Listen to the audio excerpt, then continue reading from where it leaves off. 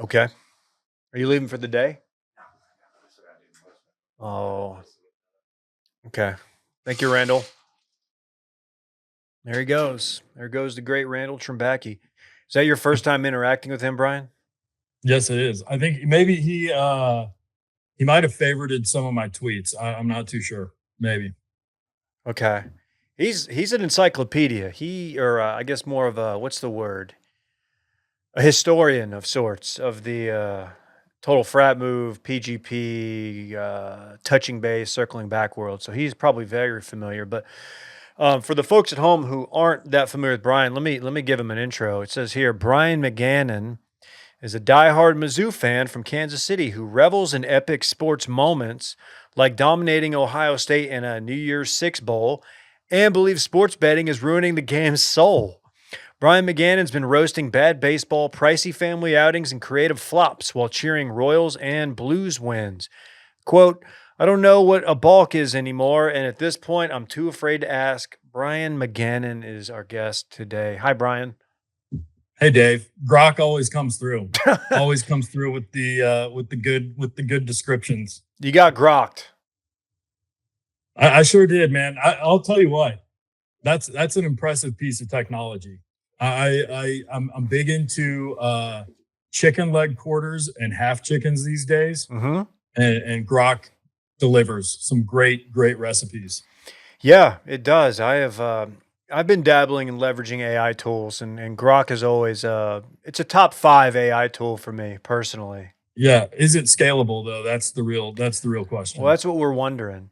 Yeah. Man, I noticed you got that Bay Harbor Golf Club hat. Like to come into the pod and like wear that on this week of all weeks, man. Like everything reminds me of him. Why you got to do me like that? I saw it. It was laying on my chair out in the living room. I said, Will DeFreeze gave me maybe the greatest rundown of any. It was like the Traveler's Digest of Harbor Springs, Michigan, and northern Michigan. I mean, the dude was giving me probably 2 pages is a text like measurable in a page, but he sent me like 2 pages of notes on Harbor Springs, and it was one of the most helpful things I've ever seen. We did the Highlands Resort. We played Bay Harbor. It was a lovely weekend, lovely town, quality people. Shout out to Will. When did you go? Oh man, the years are 2 years ago. I think we do a boys trip every summer. We're going to Stream Song this summer, which I'm very excited about. Central Florida, mid August, absolutely perfect, just gorgeous weather that time of year. But we do it every year. We've done with Robert Trent Jones Trail in Alabama for the Mizzou Bama game. Got absolutely walloped, but I saw Micah. It was nice. But yeah, we did that 2 years ago. It's just a bunch of 16-year-olds. Yeah, it's 16 dudes, college, post grad friends, mostly Mizzou guys who just go to a golf resort, run up a hefty resort tab, and drink and play golf. It's a blast. Oh God. We do ours in August, so it's my college friends, fraternity friends, fantasy league. We decided like, hey, what if we parlayed this whole like fantasy thing into like a golf trip? And so we have to do our draft on it. Although the last 2 years we've managed to like forget to do the draft. So we get home and it's like our wives are like, "So how's your team look?" And you have to be like, "Well, we didn't do the draft." And like, well, "What was the point of that trip?" I was like, "Well, if you haven't figured out by now, it's just kind of an excuse to go out with the boys. We don't get out much. Male friendship at this age, it's hard to come by, you know." So we do one every year, and this year I think I'm trying to get Michigan, Northern Michigan specifically, and Oh, dude, heard and not to rest on the Will DeFreeze opener for this, but just such a beautiful area of the country. Like those are my favorite places to go. The places that you just huge sleepers, and you almost never want to tell anybody about it. It's 3 hours from any airport. Like I flew into Grand Rapids, which was lovely. Drove in around like 2 in the morning. The boys are still up riffing. They're still up, just shooting the shit. And maybe there were some substances going around, but mostly alcohol, nothing too serious. But it's a good boys trip is good for the soul. I think a minimum of 2 boys trips is what is really all you need.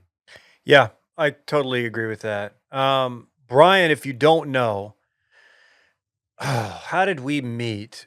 So there was an old blog that, as I've learned today, is no longer around, postgradproblems.com. Brian, can I give your writer name, your original writer name? Why not? Champs It's Tour. it's almost impossible to find these days. He's So if you Champs do some Tour. digging, Web Archive, you can find it. And so PGP, Postgrad Problem, started as a Twitter account. When the site launched, Brian was one of, man, you had to have been the first like remote writer. I don't really remember how I reached out to you, or if I did, or if Madison or Ryan Young did, but you were the guy. You were our favorite writer or contributor, so it made all the sense in the world to get you more involved. How do you remember that? Yeah. Well, TFM started, and if you ask anybody who was a millennial dude in the 2010s, like what were your websites that you went to? It was probably a lot of Grantland, probably a lot of Bill Simmons, a little bit of Deadspin mixed in, and then TFM was like the biggest thing of all time. Like it was a cultural phenomenon, at least in my world. Everybody was reading TFM, and Rob Fox and I both went to Mizzou. We kind of knew each other casually from our days at Mizzou, doing various things from homecoming and Greek Week skits. Had that friendly rivalry type of relationship. And I had a Royals blog for a couple years that I started my last year of college, and they were just terrible. They were god awful. So there was a lot of good self-deprecating humor. At that point, Billy Butler was the best player on the team. That's country breakfast too. It was really dark times for the Royals at that point. And Rob found my blog, thought I was funny, and he said, we're not going to pay you anything, but I'd love for you to write for TFM. Did TFM for a couple years of the Champions Tour, which is classic. That formerly known as the Hooters Tour. And I forget who the dude, who my picture was, but it was a dude smoking a cigarette, just an old dude. God, what was his name? But anyway, it was awesome. It was the coolest Twitter avatar picture ever. The original burnerverse was like TFM accounts and Gent accounts. And it was just the most pathetic display of dudes in their 20s, misplaced testosterone. And Rob just reached out to me and said, do you want to write a few things? Wrote a few things for TFM. You guys said I was a good writer. I like to view myself as a good fourth outfielder for TFM during those days. I think that was really my role there. But, you and Ryan wanted to start PGP as sort of the next iteration. And me at that point as a 26-year-old realized I was kind of aging out of my audience. Not many career prospects other than maybe being a comms manager for a minor league hockey team. But I think it was an interesting proposition. We started it, and for me, it was one of the most rewarding times of my life. I think to get to just show up every day, write something that could be funny, that could not be funny, but it was going to resonate with people one way or another. It was really aware of culture at the time, and I really enjoyed that about PGP, because I think we were all millennials who grew up with this. We grew up with the internet, and we grew up with endless possibility. And then you get to work and there's dudes making $250,000 who don't know how to do Excel spreadsheets. And so I think it was a really good creative outlet for a lot of us. I think it was a right place, right time type of website that was super interesting. And then just my favorite part was recruiting the writers. Like, I think that was the most fun. We had some really good writers. 5 O'Clock Shadow. I can't even remember their names. I know their real names, and I don't want to dox anybody. But PGP. You came in, and we kind of ran the site together remotely for the first 3 or 4 months, and then I moved down to Austin and started just cranking out content with Ross, and that was just a blast. Like, that was so much fun. That pediatrician's office / dentist's office. the content that came out of that place, I don't know if anything better has ever been posted on the internet. And I'm not saying that facetiously. I think it was some of the best stuff I think the internet saw in the 2010s. Totally agree. God, I forgot about that was the yoga office, right? The one off 360. Yes, Oh my. right next to Rudy's. Oh God, yeah, dude. Oh, drive by it often. No, you had a column. I'm assuming it was published on TFM, but it may have ended up on PGP. But it was long par five, the long par five. Do you remember that? I do remember that. What was that in? It was like being post grad frat star, It, I something think like that. I think it was about either doing a victory lap or like your last semester of school, and the whole idea of it was comparing it to like a long par five on the back nine. And I remember that was the one thing that stuck out. Now you had a lot of like classics, but that was the first one that I was like, oh, dude, this is so good. I'm like, that's like a perfect analogy. Um, but yeah, I think a real, I hear you describe, being in Austin during that time, and like when I finally moved to Austin and started doing content day to day and working at Grand X full time, like one of my biggest regrets is just not getting a chance to, we worked together for like 6 weeks, 2 months, and Yeah, I was always like, part of the reason you got hired, a lot of the reason, well, you're a good writer and you did a good job cultivating like a remote staff, and also like this is why Will got hired too for that job later, is that I was like, I could hang out with this guy. Like I think mhm, I feel like I know this guy. I feel like he would be a friend of mine, and I think he fits in. And like that's something like career wise. I'm like, damn, like we could have cooked. And I'm bummed that we didn't get more of a chance to. And I'm glad we still get to chat from time to time. And I think, is this the first time we've done some kind of like content together since then? yes. This has been a long time coming. I literally looked it up. My last day at Grand X was March 13th, 2015. So the silver Wow. anniversary of Brian leaving, and gosh, that was such a chaotic time in my life. But I'm glad things turned out the way they did. But I 100% agree. You walked in the first day and you had a picture of Nolan Ryan beating the shit out of Robin Ventura under your arm, and I was like, oh, it's on. Like this guy and I are, we're gonna get along great. We're kind of gonna drive at the same time. Unfortunately, it didn't work out. A lot of egos running around at that point, and I think that just it really wasn't it wasn't a good fit at that point. And I'm glad it turned out the way it did, because I think at every point somebody needs to check your ego, and that is definitely what happened to me. And I think what really made me happy was a couple of years later getting to join up with you and Will, and I think Duda was in the mix at that point too. And just to get to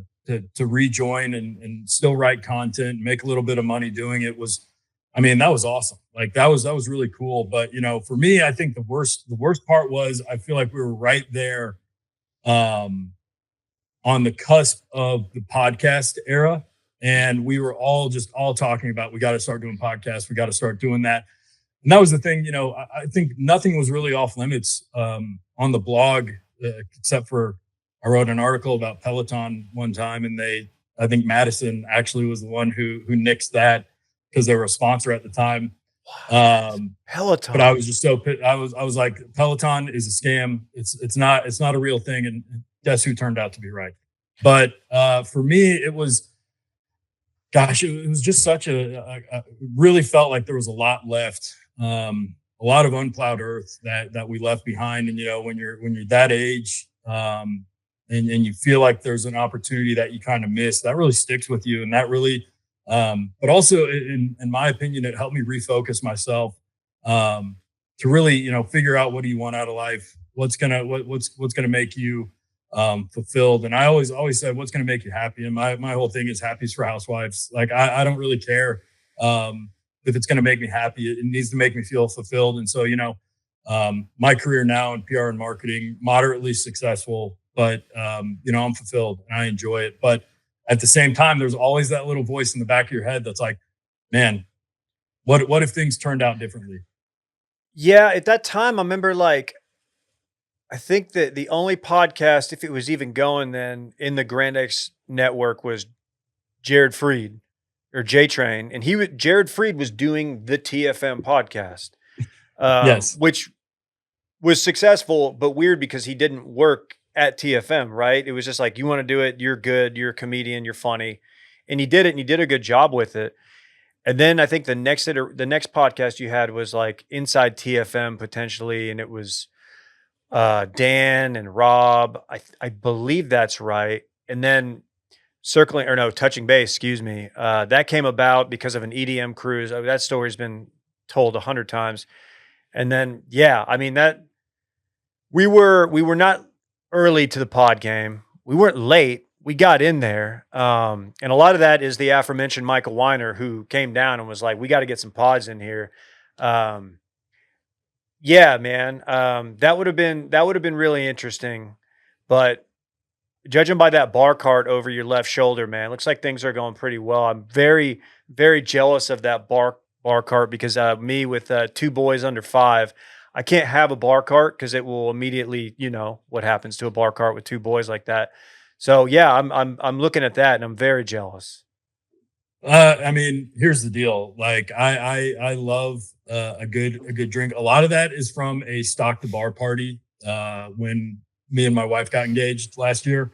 So a lot of bottles that I would not ordinarily just buy. A lot of top shelf stuff. I think there's a Dewar's 18 up there. Maybe some Whistle Pig. Man, Ben Holiday, 7 years bottled and bond. That's a local distillery here in Missouri, and that is some good stuff. But I'm not as big of a drinker as I used to be. You know, I don't think I obviously, you know, you can see the gray beard, but you know that was something that I really, when you moved to Austin, that was a really tough keeping up with everyone down there. That was a real shock. Like, believe me, I'm from the Midwest. I went to at then a Big 12 school. Opinions vary on whether or not Mizzou is a party school. I would say it's a flagship university of a Midwestern state. Therefore, it is a party school. Yeah.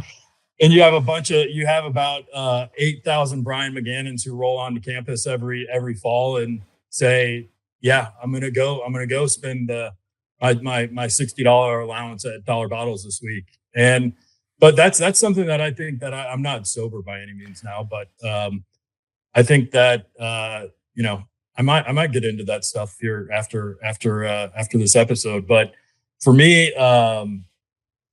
no, I 100% agree that once kids come around, a luxury like a bar cart will probably not be will not be of use to me much longer. What's the pizza place in around campus that I don't know, is it at Mizzou that you wrote something about and you either loved it or hated it? You either might have ripped it or it's like they serve it on like a very thin cracker esque. Oh yeah, so here's a big thing in Missouri is there's St. Louis style pizza. And I'll be honest, it's a very, and also Emos is the big one, and they're a big Mizzou NIL fund donor. So I gotta be careful here. I gotta make sure that we're able to pay Kevin Coleman next year what he needs to make. But for me, it's a love hate relationship with Emos and St. Louis style pizza because in Columbia there was a $3 pizza buffet every, I think, Saturday or Sunday. So that was a go-to hangover buster. And it was just so disgusting. You could eat and eat and eat and eat, and it just would not fill you up. But it was cheesy, it was a little greasy, and it was good. But for me, St. Louis style pizza is um it's a complex relationship. There is a place in Kansas City called Waldo Pizza that I absolutely love, and they have an insane St. Louis style pizza. But for me, not really a fan. Maybe it's me being a Kansas City guy and just hating on St. Louis. But boy, if you tell somebody from St. Louis, if Rob Fox was on this call, he'd probably be screaming at me right now about how superior it is. I think it's fine. I think most regional pizzas, with the exception of like New York style pizza, it's a little overrated. Just give me, you know what? what happened to good pan pizza from Pizza Hut? Are we too good for that now? Like everything's got to be regional. Give me a pan pizza, pepperoni, maybe a little jalapeno on it. Totally agree. You said $3 buffet, and it brought me back to riding my bike to CC's and doing the Mm. $1.99 buffet and just going hard. Then just filling up a water cup with Coca Cola, going into the arcade, playing Mortal Kombat 2. Oh my God. Take me back, is what they would say. Yeah, we should have brought the MD Food Boys on for this podcast to talk about their favorite pizzas. But Shout out. I believe me, I love a good. In my opinion, there's like a fine, there's like a scale of sometimes shitty pizza is so bad it's good. And I think that's what CC's and Emo's ultimately is that there's a fond memory that, you know, when you're at the bottom of the gutter, who's gonna pick you up? CC's. Big facts. Dude, you Yes. kinda did you get to experience any of the Austin barbecue renaissance? I mean, now you've got, like, Michelin stars getting tossed around in Austin. It's kinda crazy, which is great for the restaurant, terrible for, I don't know, the day ones that have been going there since, 5, 10 years ago, and now you can't really get in there. Yeah, gosh, when I moved down there, I think Franklin's had just been on. It was like PBS or something. He maybe Anthony Bourdain was there or something. Somebody, uh, a big name, basically, or maybe Texas Monthly had finally written the article about it. But like it had all like started right before I moved there. Like Valentina's was awesome. That was one of the first places I went to down there. Dude, can I tell And you then about Valentina's? what's that? Do you know about Valentina's now? I mean, I knew them back in the day. I haven't been to Austin, and I went to Austin like last year, I think, 2 years ago for a wedding. But we didn't get to do any of the any. They have a new spot, right? So, I I regret to inform you, Valentina's South, they got a brick and mortar. They got in, I believe it was Buda. Yeah, it was Buda, Mhm. whatever. And they got a really nice place in like downtown, that area, and lasted about a year and a half. Had some problems, ended up like being not being able to cover costs. You had employees not getting paid, and they Mm. shut down. And Valentina's, if you don't know, was like Tex-Mex barbecue, Yeah. and it was perfect. It was my favorite in town because those are like my two favorite foods, right? And you combine them, you can throw in a tortilla. And sadly, like they have not popped back up, but we're hoping because dude, it Mm. was so good. Yeah, it was but it was really interesting to be down there. RIP Valentina's. That's a real shame. I think I had read something about that, but that was, yeah, starting down there. It was Micklethwait had just opened too. And I mean, like, gosh, what is the one that was downtown that was so good? Not Lockhart. Lambert's. But just like, I mean, coming from Kansas City, like you want to pound your chest and say our shit's better. But like for me, I don't think in Kansas City you can get bad barbecue. Like don't get me wrong. Like there are some places that I would tell you 100% to stay away from them. But in Texas, even going to Rudy's and getting getting Rudy's getting Rudy's brisket, and I'm like, holy shit, this stuff is amazing. And then Terry Black's. I think Terry Black's. Joe Rogan stole everyone's thunder. That was everyone's sleeper. Was Terry Black's, and I Yep. came down there uh, to visit one of my wife's friends. And I rolled up. I was like, "Oh, I'll just go to Terry Black's. I'll pick something up really quick." And that was like the week after Joe Rogan had blown up its spot. You couldn't even get down the road. He There ruined was a it. line. There was a line out the parking lot. That short, stumpy bastard just ruined it all for us. So Ye I can't. I was all in on Terry Black's. That used to be the spot where it was like, yeah, Franklin's is there's going to be a line around the block. You got to get there at 8 in the morning. But Terry Black's was always going to be also incredible mac and cheese at Terry Black's, incredible size. I think that's really what makes the difference between a good barbecue place and a great barbecue place. One of my buddies in Kansas City, Tyler Harp, I put his stuff up against Franklin Barbecue, to be honest. Because his story is fascinating. he read in Texas Monthly, gosh, who's the writer? What's the writer's name for Texas Monthly? Who does the barbecue? Yes, Oh, let's find out. I'll find it. Barbecue Snob. I follow him on Twitter. Okay. Yeah, I don't know. But anyway, he wrote an article just basically slamming Kansas City barbecue because our brisket was so terrible. And Tyler Harp was a guy who was slinging briskets out of his driveway and basically uh, went down on this Texas barbecue pilgrimage. Basically, went and saw Tootsie in what's the name of their restaurant in Smith's? No. Snows. Went to Snows. Snows. Went to Lockhart. And I still think that you see like Goldie's is huge and barbecue is huge. Like that's one of those. It's one of the most fascinating turns I think that we've seen in the past 10 years in terms of food, because it feels like everywhere has had to step its game up because Texas has gotten so good. And I think it all started with Aaron Franklin. And so that's, to me, that was really cool going down there and seeing just kind of that genesis of the next generation of Texas barbecue. And it's literally come up to Kansas City and impacted us up here. There's a great place called Chef Jay, Heart Barbecue, Scott's Kitchen, some really awesome new places that really kind of outshine the older places. That good pit barbecue like Gates or Oklahoma Joe's or Joe's KC now, whatever.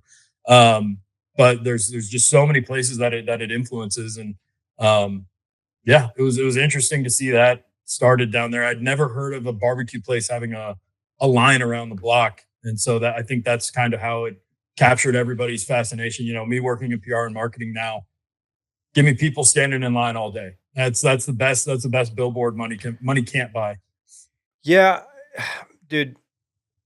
5 years ago, if you would have said Terry Black's, it's such a ball knower spot, like, because it really does everything you want it to do. Like, and you're right. You used to be able to go even on like a Friday afternoon. Like, yeah, there might be a little bit of a line, but it moves quickly now, dude. It's right around the corner from our office, and it's like we'll throw it out there and be like, oh, it's 11:30. It's too late. Like, you got to be in line at 11, and I don't even want to mess with that parking lot. It's a whole thing. So yeah, that's Terry Black's is great. Yeah, one of the most pleasant surprises about Austin was it's a great burger town. Great burger town. And I think that, recently millennial burger spots have just been taken to the woodshed on Instagram Reels. But for me, I think that was the best thing. P. Terry's. I wake up thinking about P. Terry's probably 30% of the time. I want a good P. Terry's burger. It's a great spot. There's one right they're all over Austin, and it's simple. I would recommend not even like doubling up on the patty. Just get a traditional hamburger there. It's so good. Their fries are good. Shout out to Pete Terry's. I feel like it gets overlooked because Austin's become like a crazy burger town. Because now we've got like Leroy and Lewis is a new one. They just got a brick and mortar, and they're known for their burger. There's one at the Butler Pitch and Putt that's been revamped since you've been here. That's very cool. It's a little trailer. I think it's Easy Peasy Burger. That's probably my favorite in town. But don't sleep on Pete Terry's. It's like a classic fast food drive-through, all that. They've even got 2 lanes. It's so nice.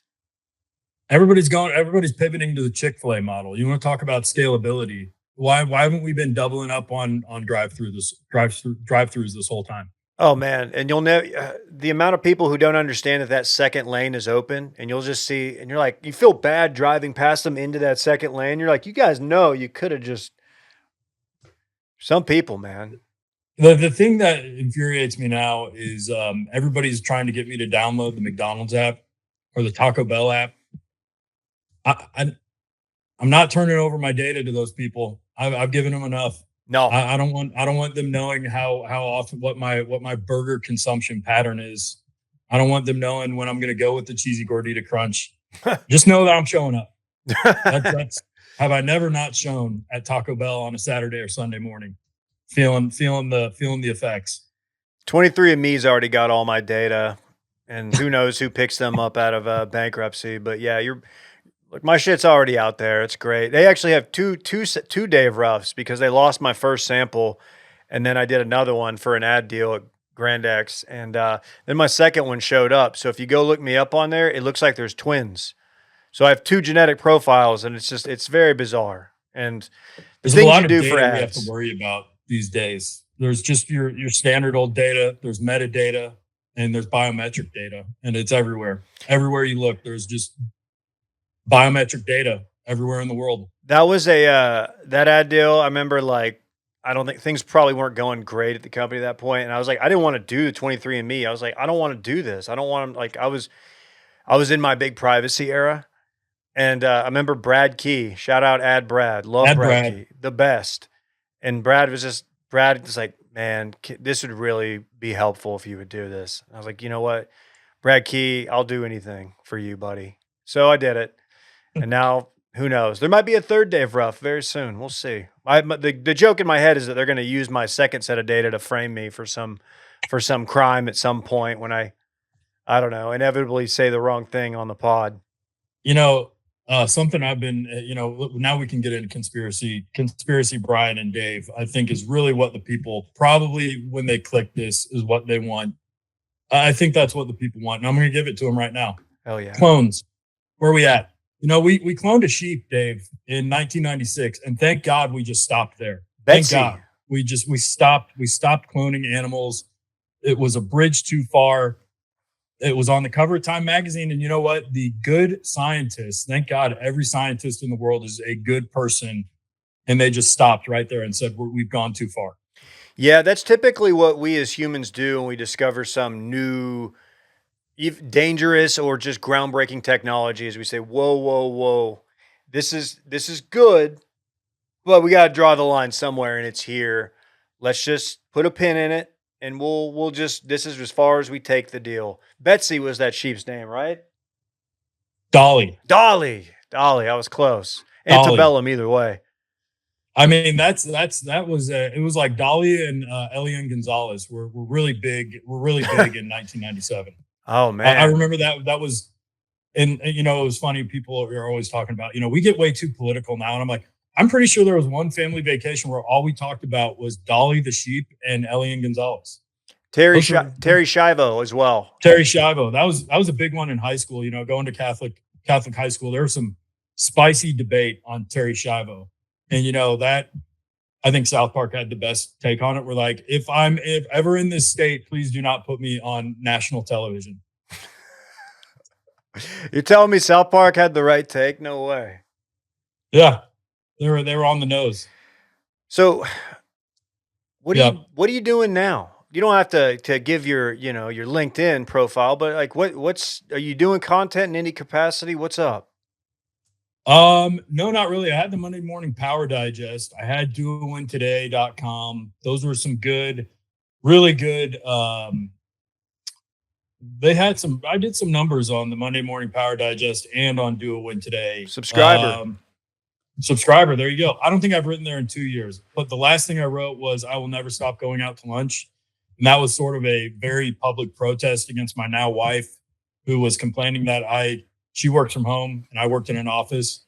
And I said, well, no, like when you work in an office, like all you got is lunch. Like that's it. Like the lunch move. That is one of life's simple joys when you go to an office, is sitting down 8:55, sometimes 9:05, maybe 9:15, and saying, what's the move? What's the move for lunch? And I think that was one of my favorite things I've ever written. It was about 200 words, and that was it. But content game, my career in terms of my PR and marketing career, it really took off in the last 3 years. And, I worked for a theme park. It's now owned by Six Flags. So it was a year in which it was our 50th anniversary season and we opened a new roller coaster. And so that was extremely taxing on the old content brain. And a lot of days you just want to come home and disconnect. But for me, it's more of bigger projects now. I'm not going to tease anything that I'm not willing to actually do. There's quite a few books that I've started. There's one that I'm focused on right now, and ultimately that's where I'd like to end up is doing that full time. But there is a career move coming for me shortly. But it's not the ink has not. I have not signed the papers yet, so can't really announce that yet. But I will be moving to South Carolina here if everything goes through. But yeah, it's been kind of a crazy whirlwind thing. I think I kind of just lucked into a career where they're like, oh, you know social media, so you know how to do marketing. Congratulations, here you are now our director of digital marketing, and that ultimately rolled into a career in PR and marketing and traditional marketing. And it's fun. It's nowhere near as rewarding as getting in and doing the content grind every day. But for me, that was really a lot of God. I just saw a great quote, and it said, "All chefs aren't great cooks." And so I feel like I kind of want to be in my chef era now. I kind of want to set the menu for some folks and let other people shine at this point, because I feel like that's really where, as you get older, you kind of lose that, I don't know, that maybe not zest, but you lose a little bit of that jump, and you kind of get a little comfortable. And I feel like, at this point in my life, I would like to, do it on my terms, do it at my own pace, not have to grind out the content every single day. But working on a book has been really rewarding. It's my grandmother passed away a year ago, and it loops in kind of how ridiculous her condo complex was in South Florida, and the interesting characters that she kind of ran into. But yeah, man, just in the grind in a different way, but always going to be the king content, even though it's not my profession anymore. You had a quote one time. It was, or you had, I don't know if you tweeted it or put it in a column. It was something about how you could never leave, you could never stop being online. Paraphrasing poorly, but it was something along those lines that I've been thinking about a lot. Not a lot, but it's something that I think about from time to time, because I'm always like, man, what if I wasn't online anymore? What if I just went back to the grind? And I was like, man, I'm always going to be online, aren't I? Fuck. I don't know what it is these days about the internet, but it's just at the end of For Love of the Game, when Kevin Costner is like or it's the guy who plays Logan Roy, who's the owner of the Detroit Tigers, and he says the game stinks now. And I kind of feel like I'm a little jaded in that regards. I think it's a little it's just a vicious place, and maybe it's always been. Maybe the internet's always been a vicious place, and I actually it has been. Like I've been called a hard F, a hard R, a lot of things in the comments section. But I it doesn't really gosh, who's been doing a crazy media tour lately is Tucker Max, and opinions vary on that guy. But he was just when I think about the era that was, you could kind of be an island of yourself, and now I feel like it's changed a lot to where if you're going to want to grow an audience, you really have to draw attention to yourself, and that's never really been my strength. I always thought that my talent was going to be enough for people to want to enjoy what I have to say. And I still have a great audience. I still have, and I remember it was Dylan or Ross on one of their podcasts, and like, once you get to a certain number, you're always going to have an audience. And I think that I just never really leveraged the audience in the proper way. And I again, it goes back to, I still really enjoy what I do now, and I'm really good at it. So that's kind of where I've ended up in my career. But